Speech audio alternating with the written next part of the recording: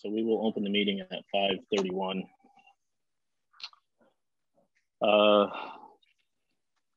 Consent agenda, previous minutes.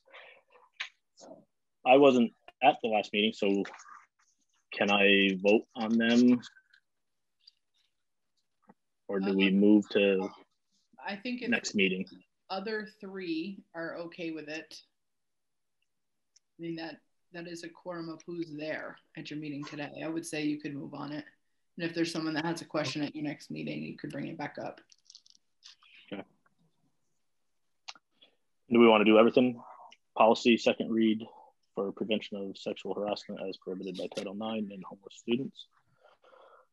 And then first read of homeless students, D12 payment for work outside of contracted day, F19 education records and reports. Anybody have any questions on the policies? Hearing nothing, I will take a motion to move on the consent agenda. Anybody? I'll make that motion. Okay, motion by Amy. I was trying to find my mute button, Kevin. Not as Amy? quick when I'm at home. So by roll, Amy, I'll go with you first. Aye. Okay, Sarah. Aye. And Mort. Aye. Okay, all in favor, so moved. Agenda preview and prioritization. Anything need to be moved, Lynn or Morgan? The only thing I'll say is, first of all, my apologies for not getting the regularly scheduled meeting warned on time, and thank you for your flexibility in rescheduling this to tonight. One of our principals who was going to do a school spotlight was not able to make it tonight. There was a schedule conflict, so I'm going to move the Richford High School spotlight to our June meeting. We were going to push it to May, but you already have two. I think you have Enosburg Elementary and Enosburg High School in May, and in June you'll have Richford Elementary and Richford High School. So, okay. Gained 15 minutes there, Kevin. Okay, good. I don't see any visitors tonight, so we'll move past that. Spotlight, we'll move past that. Morgan, you're up. All righty, I don't have too much for you. I did send financial reports around. We are not anticipating that we're going to be flush with cash at the end of this year due to the drop in tuition students, which I tipped you all about last fall. I do have one action item, and it is in your packet. I'm trying to get to the wording. And that would be a motion to accept the Enosburg-Richford Unified Union School District audit for the year ended June 30, 2020. I sent this out by email a couple of weeks ago with the Cliff Notes version. So I'm happy to try to answer any questions on that, if there are any. But otherwise, I would like a motion. I'm good. Okay, I'm good. Anybody else have any questions for Morgan on the audit? Hearing none, would someone like to make a motion? I'll make that motion. Motion by Mort, by roll, Sarah. Aye. Amy. Aye. And Mort. Aye. Aye. And do I have to vote myself? I'll say You aye. get to vote. Okay, aye. Thank you. I should say before we move on, ask if there are any questions on the monthly financial reports that I'd sent.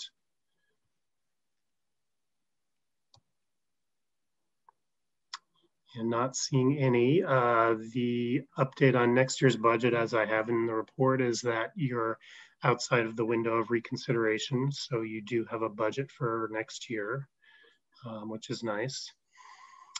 The only other action item that I have is around the mowing bids. I had sent the bid out, and again, this is for the Richford campuses, the high school and the elementary school only. lawyers agreed to a rollover on the Enosburg side. I sent this out to 8 providers. 4 of them sent bids back. I had sent those out to you, I think it was last week at the beginning of the week. The low bidder is, again, your current provider, Justin King, at a contract value of $4,000. I did give Beth O'Brien a call last week, and she reached out to King's and had a discussion with them around some of the concerns that they've had around the timing of mowing and the athletic fields up at the high school. I was not part of that conversation, but after that, she called me back and she said that she was comfortable with the board offering King the contract for another year.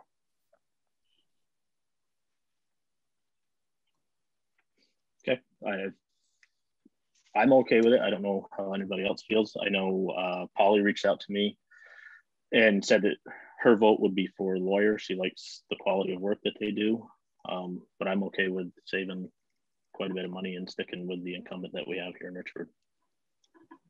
Yeah, I would say if Beth is comfortable with giving them another year at it after airing some of her concerns, considering the difference in the price, I would definitely give them another year. Do you need a motion, Morgan?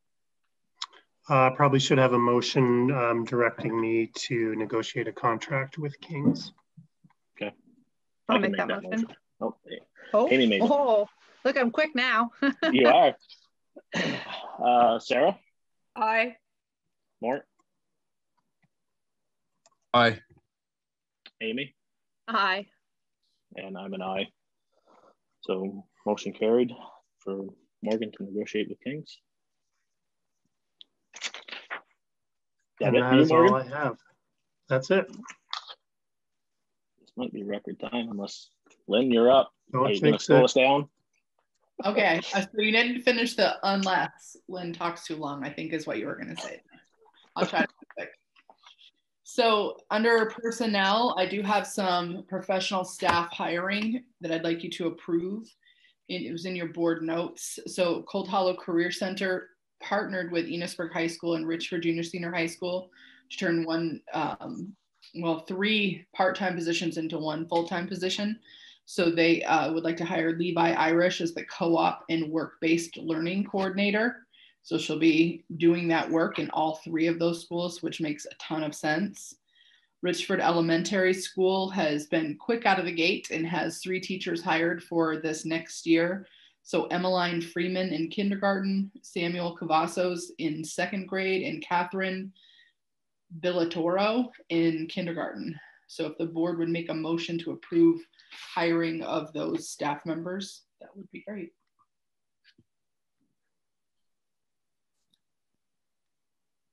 I'll make the motion. Mort beat me. Amy? Aye. Sarah? Aye. Mort? Aye. And I'm an aye. And then the next part is just informational support staff. So Christina Stryker, Abigail Austin, Rebecca Russin have all been hired to work as paraeducators at Richford Elementary School. And Parker King and Lori Druin have been hired as paraeducators at Richford High School.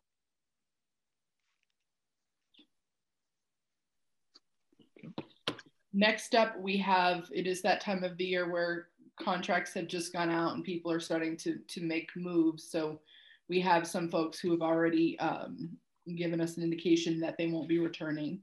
So at Enosburg High School, Amy Kuntz, the health teacher, and Tegan Dusso, one of the school counselors.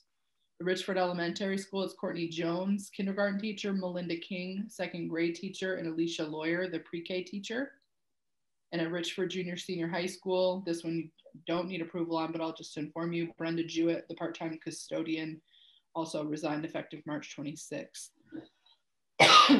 So if you could make a motion to approve Amy Coons, Tegan Dusso, Courtney Jones, Melinda King, and Alicia Lawyer. I'll make the motion. Made by Sarah. Mort? Aye. Amy? Aye. Sarah? Aye. And I'm an aye.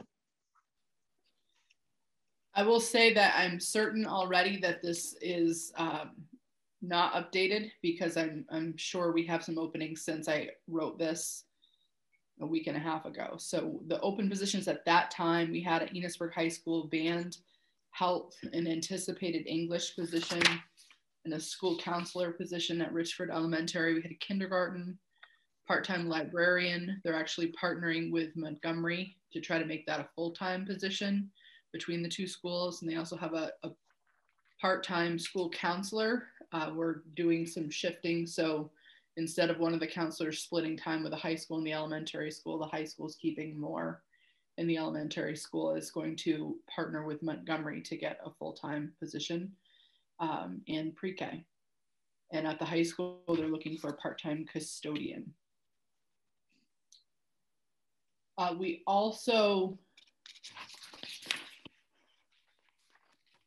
We have one request from a staff member, Amy Kuntz, who is the health teacher at Enosburg High School.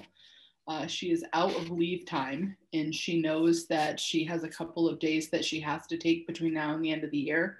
So those are going to need to be unpaid days. So she needs board approval for those unpaid days. So if you could approve, I would say, Morgan, I don't have that in front of me. Do you remember how many days it was?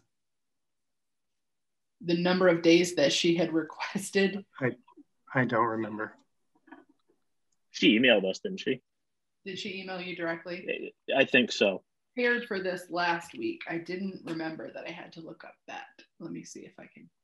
I have it right here.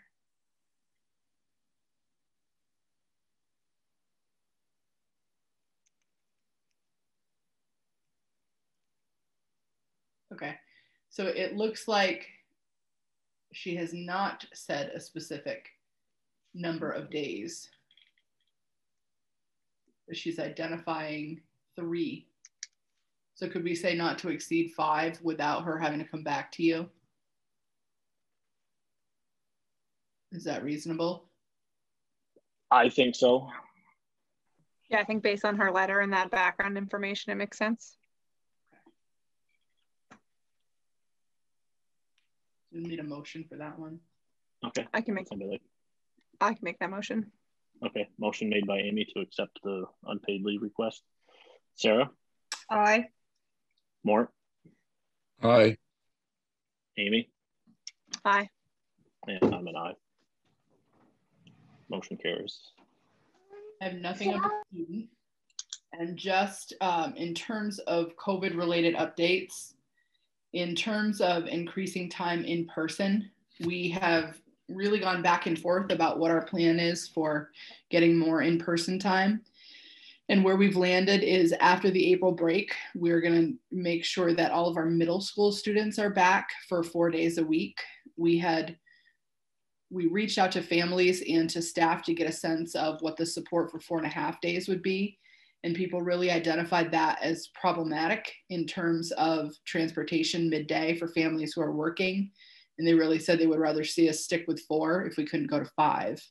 And we have really struggled to figure out, would we have the capacity to be able to shift back to 5 full days? And when we look at schools like Enosburg Elementary, Richford Elementary, the staffing levels aren't large enough for us to be able to cover all of the lunches and the recess with all of the COVID requirements and still have enough time to provide adequate prep time for our teachers. You have a certain number of minutes that are outlined in your master agreements. That's one of the barriers that made that really challenging. So instead, we've decided to stick with 4 for the remainder of this year. And if there are additional students who would benefit from extra time, we'll invite them in for that Wednesday callback. And if there's space in the hub, we will increase the hub to the capacity, well, as long as we have staffing for it, to whatever capacity we need there based on staffing. So in terms of the high school, they already have been increasing the number of students who come back more than their regular 2 days. So any students who need additional time and support have the ability to come in for more days. So we talked about, could we shift to 4 days at the high school? And those the transitions became really problematic, and we can get to the 3 feet of distance, but what is tricky also is that you can put them in a classroom to learn at 3 feet, but they have to be 6 feet away when they eat, when their masks are off. And you can't put them all together in the lunchroom. So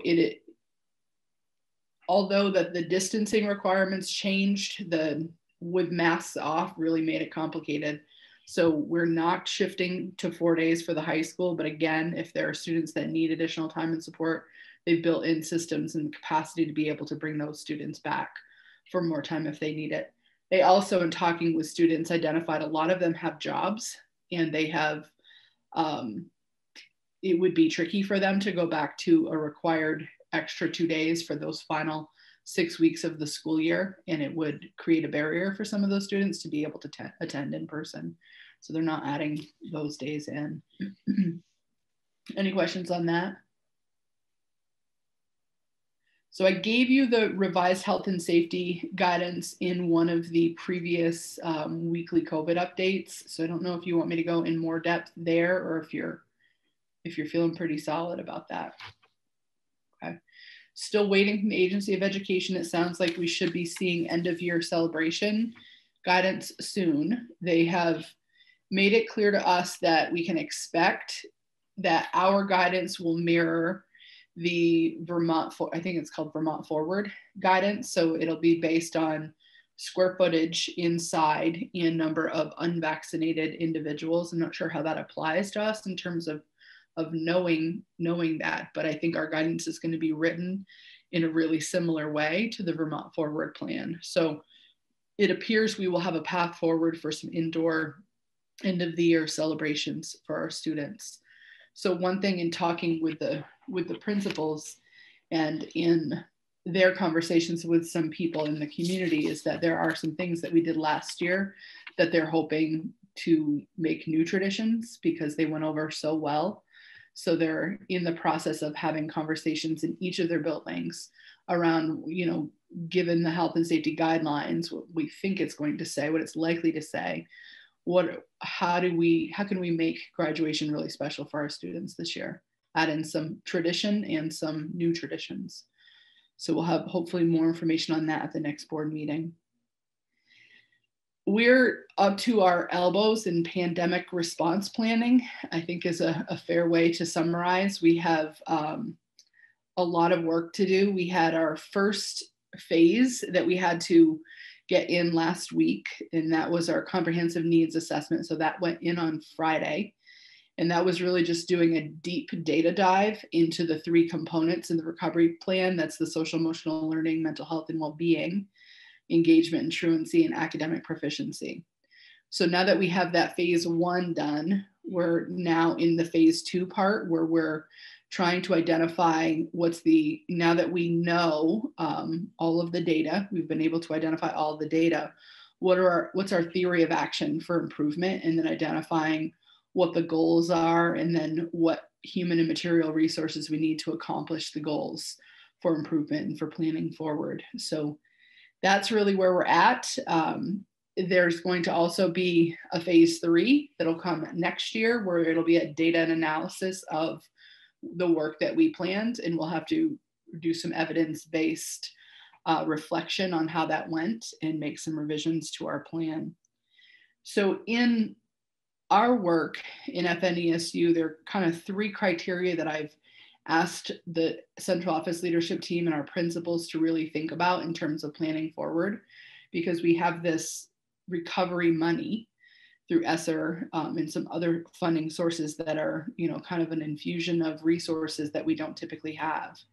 So I've asked them to think about what's the most meaningful way for us to use those resources, and how can we use them strategically so that the efforts that we put into place are sustainable without creating a funding cliff for you all as board members and as community taxpayers, right? So if we say, we think it's people, and we're going to hire 25 people across the supervisory union to do this work over the course of the next 3 years, and we'll just put it in the budget in that 3rd or 4th year. as you can imagine, that will be a huge funding cliff because we will have a huge gap and we'll end up having a substantial tax rate increase. So part of our plan from the start has to be to make sure that we have a sustainability plan for how we can do this by avoiding that funding cliff. The other piece is we need some short-term wins with this money, and we need to be able to identify the long-term impact this funding is going to have for our students. And then the other piece is around building the capacity of the people who already work for us so that we can have that long-term impact on our students. So that's really how we're looking at the financial resource in terms of COVID recovery. Sorry, pandemic response. We're trying really hard not to say COVID recovery. Any questions on that? You board members on Wednesday, you're going to get your first look at the comprehensive needs assessment. So you'll see the phase 1 work that we've done. And then probably June, July, we'll have that second phase done for people to review. So next up is legislative update. And again, I had this prep for when we were supposed to meet. So I will tell you, I have not had time to do a recent check-in on what's happening in Montpelier, but a week ago, this was current. So it could have been some movement. So I think that the weighting study, we've talked about that for the last couple of years. It appears that that's going to move through, which I think is a good thing. I think that the work that is connected to that bill with the weighting study and making some changes around how special education is funded in the state of Vermont and how we're able to provide services is going to be a really good thing. Ultimately, I think there's going to be some growing pains connected to how that is rolled out over time and the impact that's going to have on systems around the state. So we'll keep our eye on that one for sure. There was a bill I spoke with you about, H80, earlier this year, and that was connected to teacher contracts. And that bill was, I think it was largely supported by the NEA.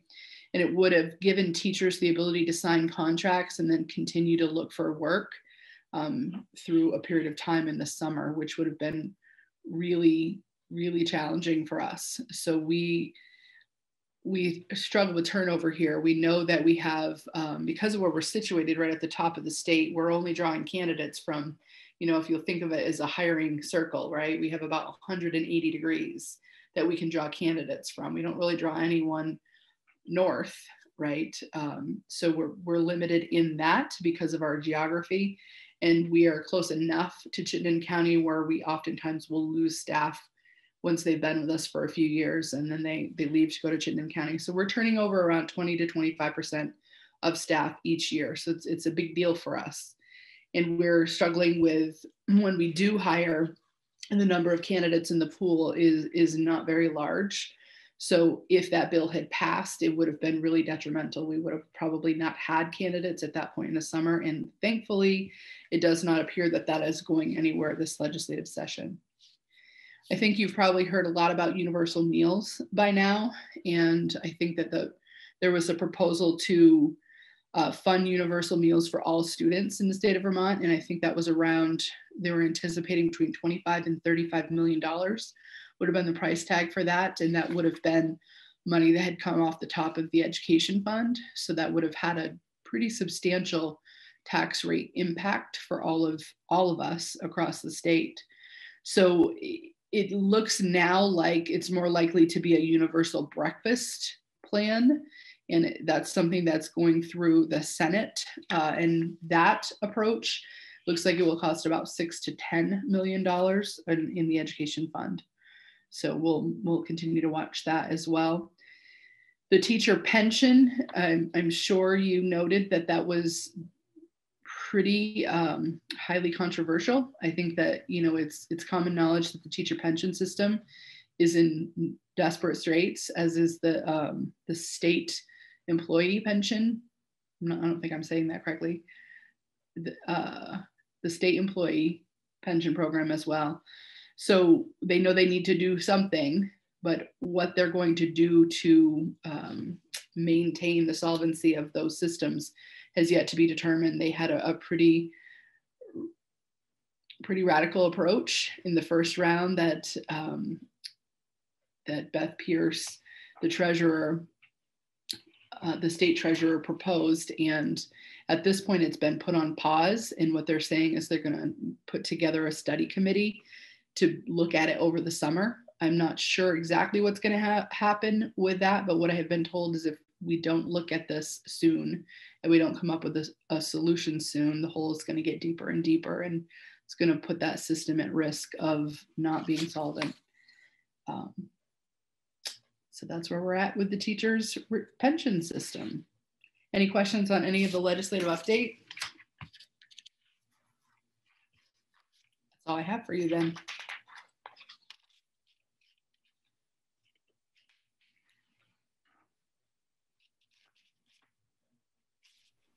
I was trying to unmute my audio.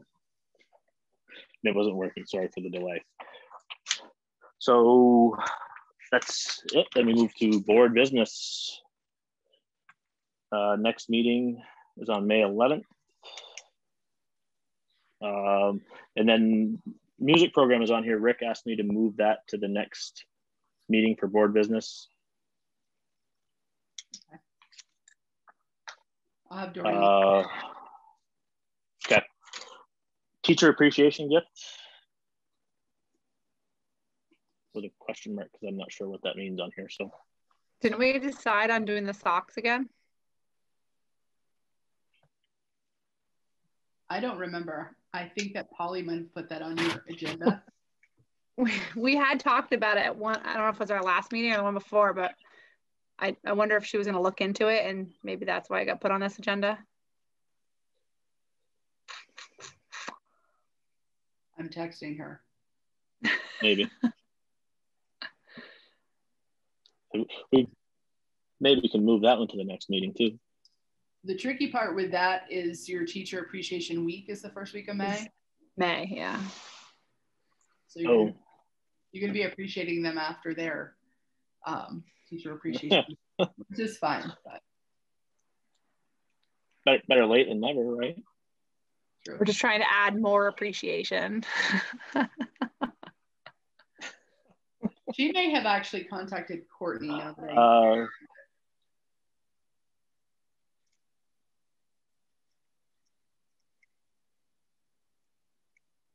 Yeah, I know nothing about that one, so I'm not sure. So if they were moving forward with socks, does the board approve of that direction? I'm okay with it. Yeah, I think it's a Amy? great idea. Yeah. Sarah? Yeah, I guess I'm not 100% sure what the socks are. Darn Tough Socks. So as board members, the VSBA sends us a gift certificate for a pair of darn Tough Socks every year. Okay. And last year, I'm pretty sure we did this last year, right? Yep. We did the same thing for all of our teachers for teacher appreciation. Okay. Yep, sounds good. The NMV board is doing the and then same Mort. thing. Oops. I'm good with it. Okay. So Kevin, Sorry, Lynn. It's okay. I thought you had all four of them. The NMV board is doing the same thing, and I had Courtney purchase something to put I think it's going to be a certificate where they're going to be able to order it from the certificate. It'll be a little different this year. They're trying to put that together. So I think it makes sense if you're going to do that, we would just streamline it for both districts rather than try to create two separate systems. So I'll have reach out to Polly and see if she's good with moving on in that direction as well. Okay. Okay. Future agenda items. Anybody have anything besides the music program?